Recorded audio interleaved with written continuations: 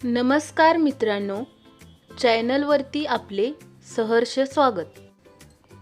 आज आपण पाहणार आहोत महात्मा ज्योतिबा फुले निबंध। चला तर मग सुरुवात करूया। चॅनलला नक्की सबस्क्राइब करा।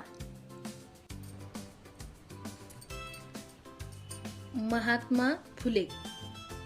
विद्येविना मती गेली, मतीविना नीती गेली, नीतीविना गती गेली, गतीविना वित्त गेले, वित्ताविना शूद्र खचले, इतके अनर्थ एका अविद्येने केले। विद्या ही एक संपत्ती आहे, ही जगातील कोणतीही व्यक्ती हिरावून घेऊ शकत नाही। विद्येविना अनेक अनर्थ घडतात, हे वरील ओळीवरून लक्षात येते।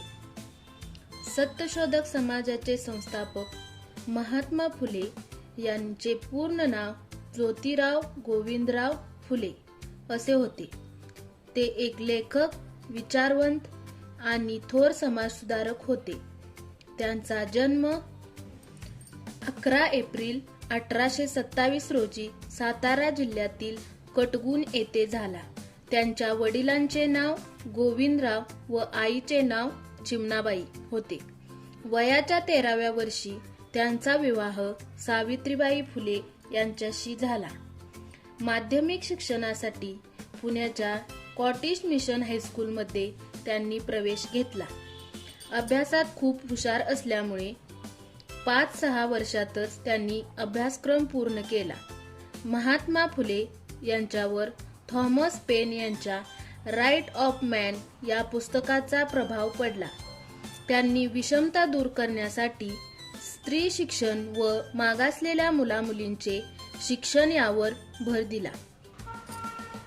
1848 मध्ये महात्मा फुले व सावित्रीबाई फुले यांनी पुण्यातील बुधवार पेठेतील भिडेवाड्यात मुलींची पहिली शाळा काढली आणि शिकवण्याची जबाबदारी सावित्रीबाईंनी पार पाडली। घरातील एक स्त्री शिकली की कुटुंब शिकते। ज्ञान ही एक शक्ती आहे, नीती हाच मानवी जीवनाचा आधार आहे, असे विचार ज्योतिरावांनी मांडले। समाजातील विषमता नष्ट करून तळागाळातील समाजापर्यंत शिक्षण पोहोचविण्यासाठी महात्मा फुलेंनी सत्यशोधक समाजाची स्थापना केली।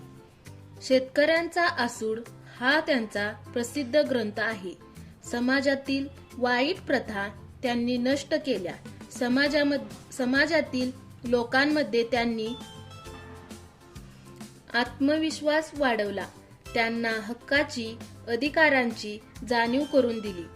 28 नोव्हेंबर 1890 साली ज्योतिबारावांचा मृत्यू झाला। त्यांचे कार्य समाजात प्रेरणादायी आहे।